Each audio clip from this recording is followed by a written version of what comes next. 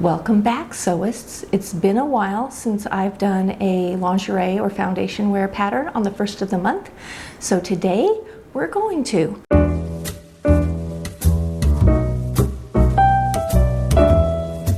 We're going to do Kwik Sew 3167, and we're going to do the really cute all lace cami or bralette and panty. It's a tanga panty, if you remember back 25 years ago when they were all the rage. And I had my lingerie company back then, and I made loads of them. They were very hard to get in the US, and they were super expensive, and they are very easy to make. I'm very excited to show you how easy they are. Today we're going to do this entire project on the sewing machine, so you do not need an overlock. You actually never need an overlock to sew knits. You can always sew them on your sewing machine. If you have a zigzag, that's really all you need, and that's what we're going to use today. So let me show you the fabrics that we need. Now I'm doing this all in lace, so you need a stretch lace. This is in my stash. I bought this a while back. Isn't this pretty? I like it because it has a double scallop. It's perfect for this type of undie because you have a finished edge on both ends. It must be a stretch lace, which this one is. I also have a matching picot elastic, which is what we are going to use for the strap for the little cami bralette. And then you need a cotton knit for the crotch for the lining of the underwear. And I have loads of this. I buy this in bulk. This one's super stretchy, which I love. I actually bought this. I think I'm going to be making some little camisole type things out of this too. But you just need a little tiny scrap of it to line it. If you are making this in lace like I am, it's best if you can either match your lace with your lining or match your body. So get a flesh tone. So for me, I would do a peachy pink. You may need a nice brown, and those are certainly available in the cotton knits to line it with. It just disappears more on the body. If you match the lace, it disappears more in the garment. So just a suggestion for me. I'm making this in an extra small. So this is not for me. It is view B, camisole, and view C for the undies.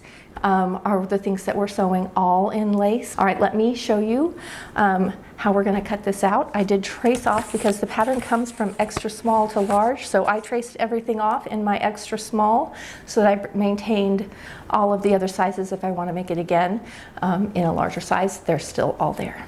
Let's start by looking at our pattern, and it has this little guide for stretch.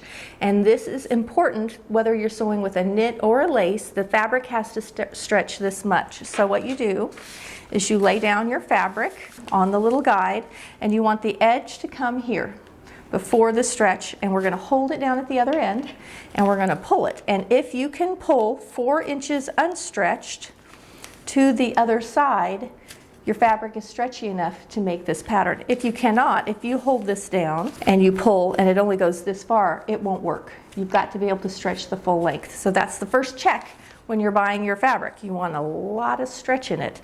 This is 7-inch wide, and we're going to lay this out and cut it like this. And really, we're just going to be cutting the edges. But the panty in the back, I hope this shows up because wide on wide is always difficult. Lay this on there so that my scallop is along the bottom edge. You can see that I have pattern piece left over up here. That's not enough. But we are going to add a scrap, and I will show you how to do that. We're going to applique today. Very simple. It's not going to be hard, and it's also going to completely disappear, but it will make this piece, will make it fit. So I'll show you how to do that. We're going to cut it out as it is, and then we're going to come in and add that and do a little trimming up and cutting. It's not hard. It's just a technique you need to learn. So all of these pieces are going to lay on here, and we're going to lay them so that, for instance, here's one of our cups. This is where it's sewn together on the curve. This outer edge is out here. So we want to cut this so the outer edge is on a scallop. So that's how we're going to lay everything out, laying all of this so that we get the scallop where we want it. And I'm going to kind of pay attention so that I don't have problems. My scallops ending in odd spots. Like you don't want your scallop to end in the middle so that you get a funky shape. So those are the things that I'm going to be paying attention for the bra cup. This bottom part down here is just a little rectangle cut on the fold, and it is exactly the same as this, so I just need to cut the length I need to do the bottom of my camisole. This should be pretty easy. So I'm going to start cutting some pieces out, and you can see how I do it. There is a right and a wrong on the lace, so pay attention to that as you're working.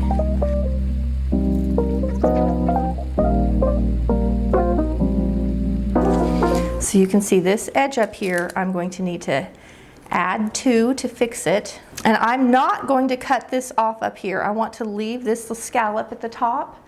Right here you can see how I could cut it away, but I'm not going to.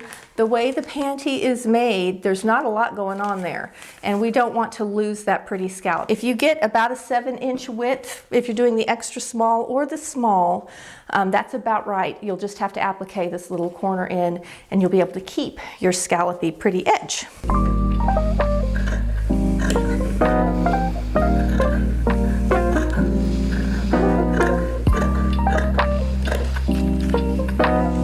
Now what we're going to do is, not this piece, but we're going to take a scrap like this and we're going to lay it up here and we're going to applique it in and then cut.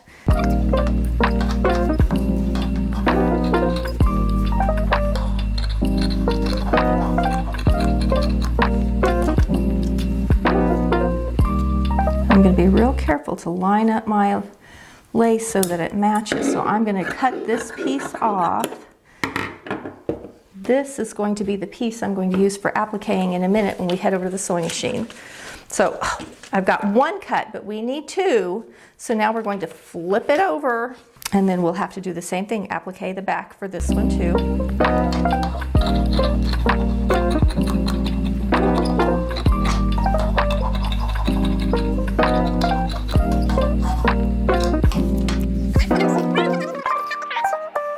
Now think about when you're cutting this out, you don't want to cut this right out of the center of your fabric. So I'm going to come way over here to the corner where it preserves my fabric, and I'm just going to cut a little piece way over here, just avoiding the selvage edge.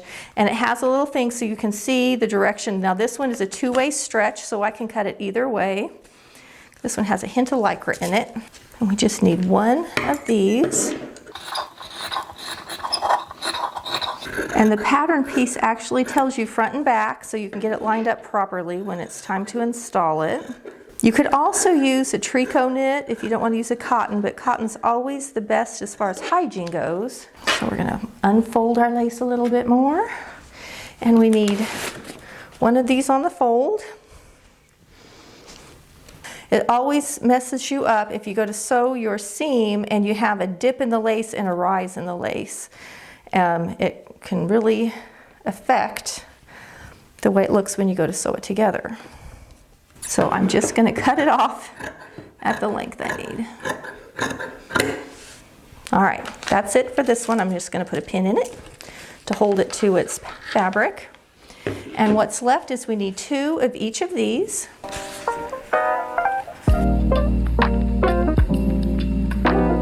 I'm looking where the scallop comes here. You can see how I'm letting it hang off a little bit. And that's because I'm looking at where it ends here, where I'm sewing it together. So we don't want any little valleys if we can help it.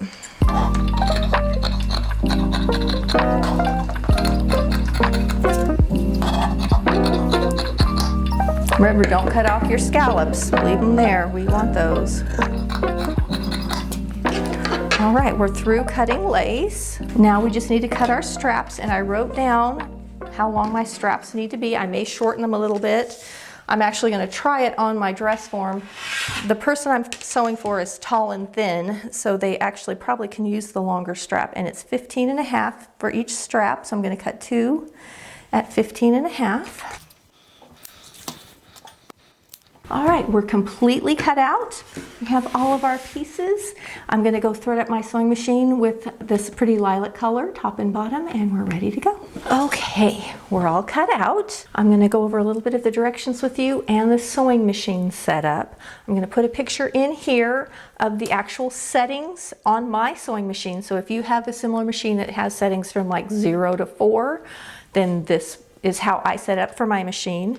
And then here's a picture of how the stitch actually looks. I always do a practice stitch. I actually took some of the scraps and sewed to make sure that it's sewed up nice. So I'm going to put in some pictures of those things for you so you can see how it looks. One of them will be on my pattern paper, and then one of them will be on the actual little lace scraps. So that is what our stitch will look like. Now the directions, when you look at them, are really for the view A, where you're adding the stretch elastic lace to everything.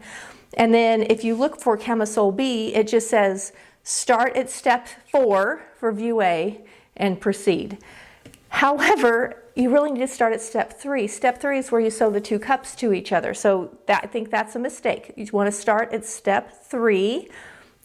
And that's where we're going to start. We're going to sew our cups together. So we're going to take our 2 cup pieces and we are going to line them up on top of each other. You have pattern piece 3 and pattern piece 2. And they even have a little notch on there if you want to cut it. We only have 1/4 inch seam allowances. Make sure you're getting right sides of the lace together. Lace often will have a side that looks better, has a little sheen to it. So we're going to take our 2 cup pieces, a 1 and a 2, or a 2 and a 3. We're going to lay them on top of each other, and we're just going to sew a 1/4 inch on this curvy edge. And this is where, if you got your lace funky when you were cutting it out, it'll show up right now. Usually I sew with a 1/4 inch foot. Today I'm using an open toe foot. It's better to have a closed toe foot that will allow you to zigzag because it supports the fabric better, but for you to see what I'm doing, the open toe is the way to go. All right, so here's how the directions look. This is where we're starting. Step 3, we're sewing together the 2 bra pieces like this on that curve. This is how they look pinned together, ready to go. And they are very slightly different. They are almost exactly the same, but not quite. They're just a little tiny bit different. When sewing on something as delicate as lace, hang on to your tails of your thread when you first start. No matter the machine, if it's delicate enough, the needle will try to push the fabric, whatever you're working on, into the throw plate. And by just hanging on to these and keeping them taut, you don't have to like pull, you were just giving a little tension. It helps keep everything from getting pushed down on the inside. Then we're going to take a couple stitches, and remember we have 1/4 inch seam allowance. You can see how it tried to push in. If you have a lot of issues with that, you need to change your needle. I may, because I do sew a lot. I always hit the camera.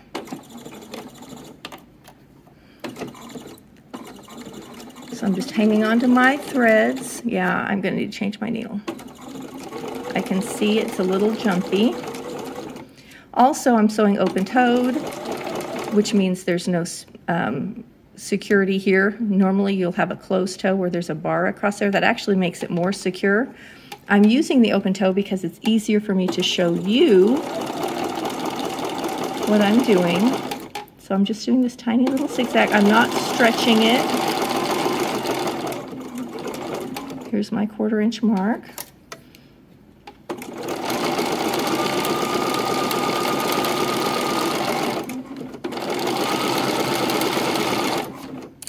And again, we're going to have this little issue right here where it's going to want to kind of poke it. I want to make them match up. This is how it looks stitched, and then I'm going to open it up. Make sure you get right side to right side. Did I sew this backwards? Oh my word. I literally just sewed it wrong side to wrong side. All right, guys, I can't believe I did it. This one is pinned together correctly. This one is not. I've got to take this one out. Now that they're sewn together, we're going to press the seam to the side, and this is where a tailor's ham comes in so handy because you can shape that little seam. You can move this around to get the shape you want. And then I'm pressing my lace Depends on your lace, but I'm steaming my lace, so I'm literally just barely touching it with the iron and giving it a little shots of steam and just letting it cool. And then we have pretty little cups. So that's step 3. For step 4, we're going to just overlap them a slight little bit. There should be some little notches. It says place the cup over left cup matching center front notches. I did not transfer them, but anyway, we're going to overlap and stitch it, and then we're going to run a little basting line because there's some gathering to do. Make sure you transfer the markings. You can see I have transferred them onto this. Here's my center front. I stuck a pin. There's 2 pins at this first notch, and then there's 2 pins at this little line, which I believe is the side seam. And we're going to be lining up our bra cups in here. Pattern piece 3 does have a little center front notch, and that's the one that I did not transfer. Pattern piece 3 is the one that's a little bit longer. So if you look at our pattern of our sewn together, I do have this right. The one that's longer is the one that's going to overlap like this. It's longer for that overlap, so we're going to just do a little tack right there, and then we'll put in our basting lines. Normally the tack will go this way. However, I'm going to be running basting lines across here, and I don't want a tack where a basting line could end up. We only have 1/4 inch, so I actually tacked right on the center front this way. I didn't put any, I didn't do any back stitching, and now I'm going to set my machine for a long stitch, and I'm going to do a basting line across. It shows 2 basting lines, one at 1/4 inch and one at 1/2 inch. It says we have 1/2 inch to work in, so I am going to go ahead and do 2 rows of basting lines. I've set my machine for at least a 4 for my basting lines, and I've gone back to my straight stitch foot. It just gives more stability and is easier to do something like this. So here's my 1/4 inch. I'm going to do my first row, move it over to the 1/2 inch, and do it again. No back stitching. Pay attention when you start. Pay attention when you start out. I was not, and it automatically wanted to start gathering because it's so lightweight. The problem with that is it makes the stitch harder to pull if you get that pre-gather. So you'd be better off having it flat and then easier to move your fabric back and forth to get your gathers even. So watch out for that. Look at how pretty it's already looking, and it's just a few minutes of stitching in. We're now going to use these markings to line it up. And we are going to be overlapping this. I'll show you, but I'm going to just open this up. The pink one is my center. We're going to actually treat this like an applique when we go to sew it on so that we don't lose any of our pretty little scallops. So I'm going to line up center front here first. Okay, so here's our center front.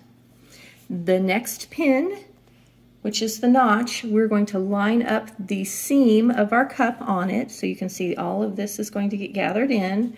And then the last one is where the outer edge of the cup will go. So from the front, or the right side, it looks like this. This side has not been pinned in, so you can see here is where the cup is going to end. So I have all of this much is going to get gathered in.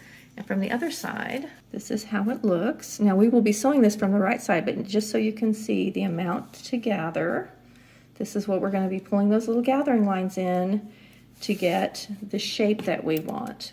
And then I will show you how to applique. We're going to top stitch that on. All right, I'm on the wrong side. I've pinned down and pulled my basting lines. I always pull the bobbin side lines. I sew it with the right side up so that when I flip it over and I pull my basting lines, I'm going to be pulling on the bobbin side because that's what we're seeing on the inside. I've pressed my seam allowances towards the outside or towards the side seam. And this is how it looks from the inside, but we're going to flip it over to sew, and you could baste it across here first if you want to, but I'm going to carefully just sew along this scalloped edge like this to stitch it down. So we are to the applique part. Remember, you were basting just now, so you want to switch back to your little micro zigzag that we were doing before to sew this on. We're going to just follow the scallop carefully. You want to not be on the very edge. You want to be back just a little bit so that you keep that soft, pretty scallop edge and we don't distort it too much. And we're just going to sew. And you want to, all right, and don't forget to back stitch. We do need a zigzag for this because we're working with knit and we want this to be able to stretch, because this is a garment you're going to pull over your head.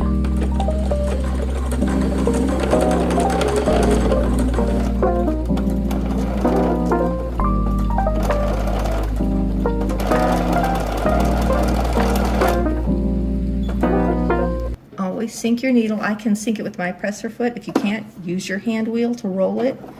If you have to manipulate your fabric in any way, sink the needle first, and then you can move the foot, raise it up, and do whatever you need to do, but your fabric will stay together. A lot of times when I'm working on something like this, I will hold a pin and use it like this to help control the fabric.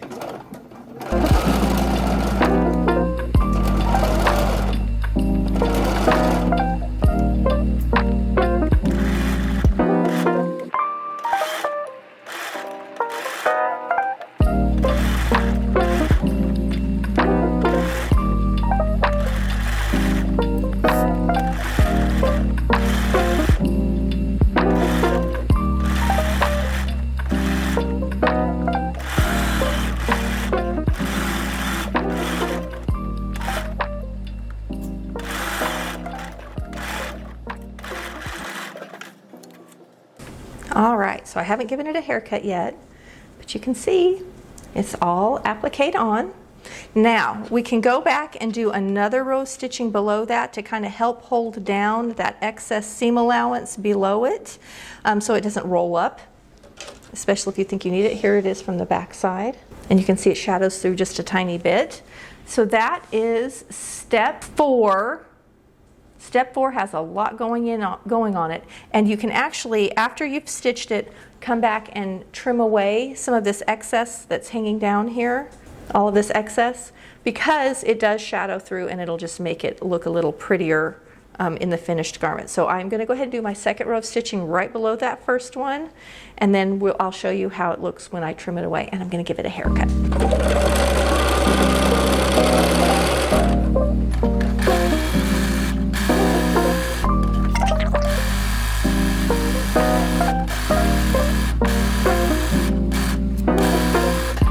All right, time for a haircut. And then we can pull out our little tack stitch in the very center front. Now, if you have an applique scissor, this is a great time to use it. If not, just use your regular scissors, even a small scissor like this. All right, so here's my underneath side, and you can see all my stitching. And we're going to come with our scissor, our little duckbill scissor, and we're going to just trim up. And this is what's nice about this duckbill, is it prevents you from cutting things you don't want to. We're just going to trim off some of this excess, kind of following our scallops.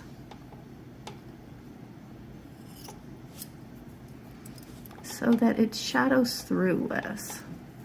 So in that little area that I just cut, can you see how it's shaped a little better and it doesn't shadow through as much? So I'm just going to go through and give it a little trim all along the inside, and they'll be ready to move on.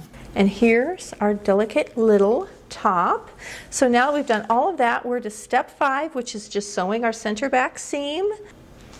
So we're just going to line this on top of each other, zigzag it together 1/4 of an inch, and then we'll be ready to add the straps, and we're done. Now I'm not making my straps, I'm using my elastic. You can also use elastic lace for the straps if you want to. It's out there.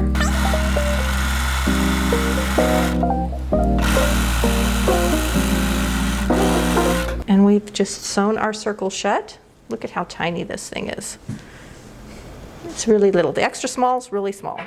And I'm going to give a little steam to this center back seam. I'm going to you could press it open if you want to, but I'm just going to press it to one side. And then I'm actually going to just do a little tack at the top and the bottom that's going to hold that seam in place. Steam it. I'm just going to tack it down, little tiny zigzags to hold that in one place. It just keeps that raw edge of the lace looking a little better. Let's go press it and I'll show you how it looks. All right, so this is how the seam looks in the back. I need to do a little haircut, but you can see I just tacked it at the top and the bottom to hold that seam over and kind of finish off that lace right there, and gave it a little fast steam so it stays in place. We're going to take our little straps. There is a felty side, sort of a velvety side. It's very pretty. You could definitely put that to the outside if you want to, or you can put it against your skin because it feels good. It's up to you. I'm actually going to put it to the outside because I just think it looks prettier than the other one, though technically it may be considered the wrong side. I don't care. I think it looks prettier, so I'm going to be using it. We're just going to tack it across the top. Now, there is a picot edge. I'm going to put the picot edge to the outside or towards the shoulder, and we're going to center one on the cup, and we're just going to do a little tiny stitch to hold it across there and back stitch.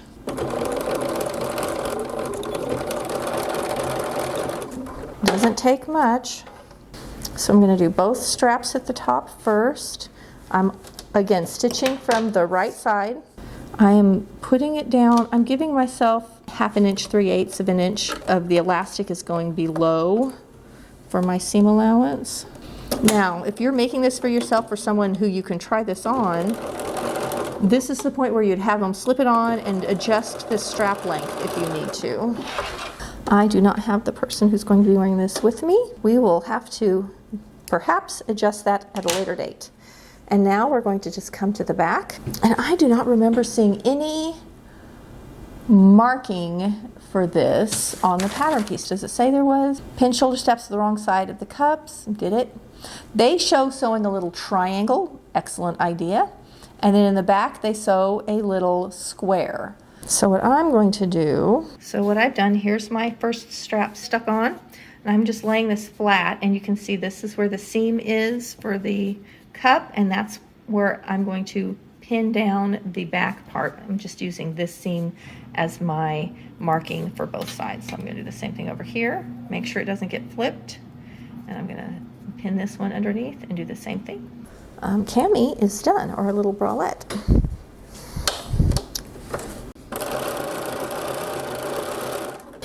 If you want an adjustable strap, you can buy pre-made straps with the adjustable slide and everything on it. They're very pretty. Etsy has quite a few shops that have them on there. I've bought them before. I think they call them slip straps. But you can buy them in lots of colors, all ready to go if you'd like that. And here is our beautiful little cami. Let's start the undies. So we have finished cami all the way through, and we're going to start panties. And we're doing view C, which is on the back side, and they're easy. But first, we've got to do a little applique because you can see it's not quite enough. So I'm going to show you how to do that. So to fill in the area that I need to applique on an extra piece, I'm laying down my scrap on the back where the hole is, and then I laid my pattern piece back across. Everything is right side up. So this is the right side up and this is the right side up. And I'm going to put some pins in it, not through the pattern piece, but through these two pieces. And I'm going to applique across here to marry the two, and then I'm going to trim away from behind all the excess that's hanging down. Now make sure you cut these out so that you have a right and a left, that you don't end up two lefts.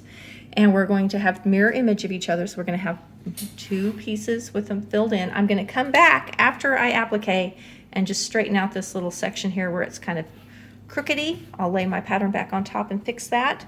But we're just going to carefully stitch right along that edge, just below it, following the curve.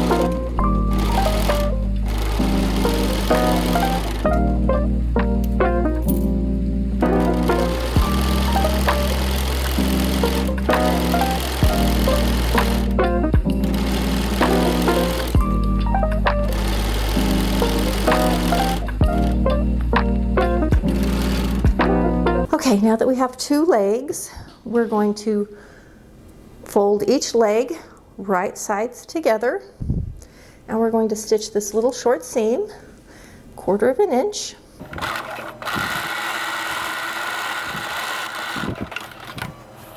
Okay, now we have two little legs. We're going to, I'm going to give it a haircut. And then we're going to line up our little seam and sew through that whole crotch. center back to center front or center front to center back. You can press this little tiny seam down here if you want to, or press it at the end, but it does need pressed.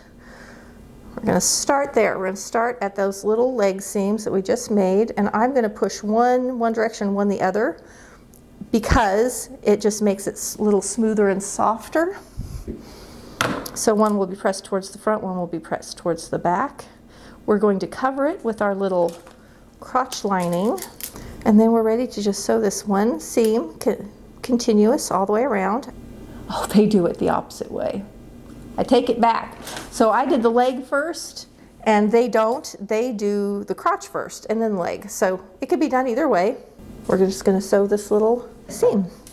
I did it the opposite of their directions. And because you cover it with a little crotch lining, you could do it the way they show it.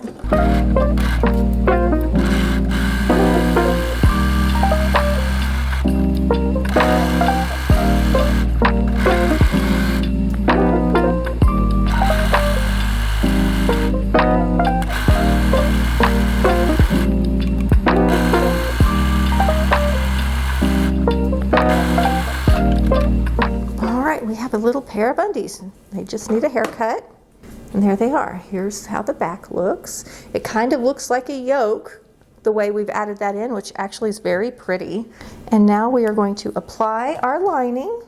Step 6, we're going to take this, make sure we know our front from our back. We're going to lay this on the inside. They have you just zigzag this raw edge here so that it's finished off, because what's going to happen is it's going to roll. I am actually going to top stitch it, that raw edge to my lace from the outside, because it does roll and it kind of disintegrates. It just doesn't look as good. So I'm going to put lots of pins in this, and we're going to top stitch this little crotch down, and then the panty is done. So I'm going to do a quick press, and then I'll show you it pinned in, and we'll do some stitching. All right, can you see below? Pinned in is the lining. I've got lots of pins in here.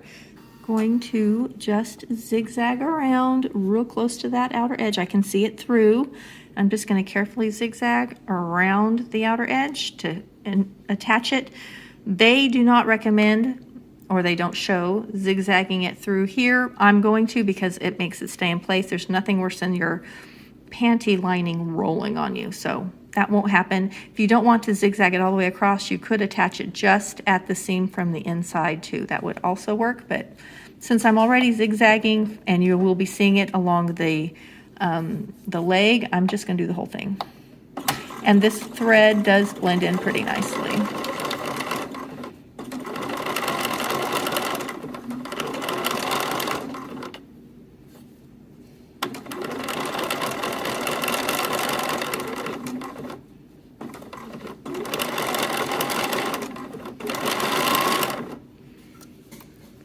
And you can see it doesn't show up that much at all. All right, so you can see close up, this is how the crotch looks stitched. This is the front. And from the inside, this is my least favorite part of how this particular style of lining goes in, but that's how it looks on the inside. I don't love it just because it looks a little homemade to me, but it works great, and it will stay on, and it will machine wash and dry just fine, and they're completely done. All right, friends, let's head over and look it out on the dress form. All right, it's done. Isn't that sweet? What a little sweet set. It sews up beautifully and fast. This is a quick pattern, and I would say I would put this in the beginner lingerie patterns. I think this is much easier than a lot of things you can sew. Here it is from the front. Here's a close-up of where we've appliqued on the cups to the bodice. And then let me show you the back. So here's our center back seam, and then here's where we appliqued on the excess to fill in the back. And you can see it does look kind of like a yoke. The extra small is quite small. I would say this is a 4 to 6 dress form, size 4 to 6, and it just barely went on, mainly because of the wide shoulder. This does not have a collapsible shoulder, so it was a little hard to get it on. over that shoulder. See you next week for another fun video.